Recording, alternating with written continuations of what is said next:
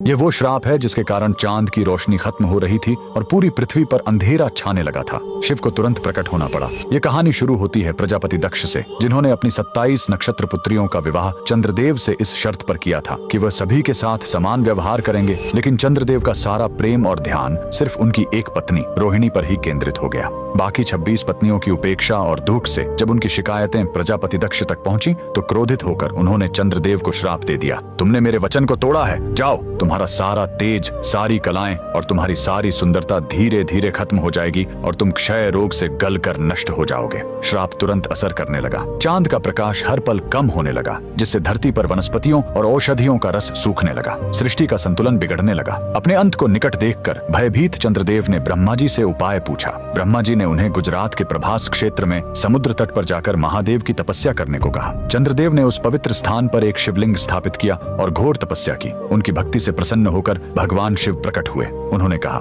मैं दक्ष के श्राप को पूरी तरह खत्म तो नहीं कर सकता, लेकिन उसका प्रभाव कम कर सकता हूँ। शिव ने वरदान दिया, तुम कृष्ण पक्ष में 15 दिन क्षीण होगे, लेकिन शुक्ल पक्ष में 15 दिन फिर से पूर्ण हो जाओगे। उन्होंने चंद्र को अपने मस्तक पर धारण कर लिया और चंद्रशेखर कहलाए। और जिस ज्योतिर्लिंग की चंद्र ने पूजा की थी वो सोमनाथ, सोम यानी चंद्र के नाथ के नाम से प्रसिद्ध हुआ। और यही सोमनाथ मंदिर भारत का पहला ज्योतिर्लिंग आज भी गुजरात के वेरावल में उसी समुद्र तट पर शान से खड़ा है, जहाँ चंद्रदेव ने श्राप से मुक्ति पाई थी। लेकिन रुकिए, इस मंदिर का एक और रहस्य है। यहाँ मौजूद बाण स्तंभ यह बताता है कि यहाँ से लेकर दक्षिणी ध्रुव तक समुद्र के रास्ते में कोई जमीन नहीं है। भगवान शिव के भक्त कमेंट में हर हर महादेव जरूर लिखें।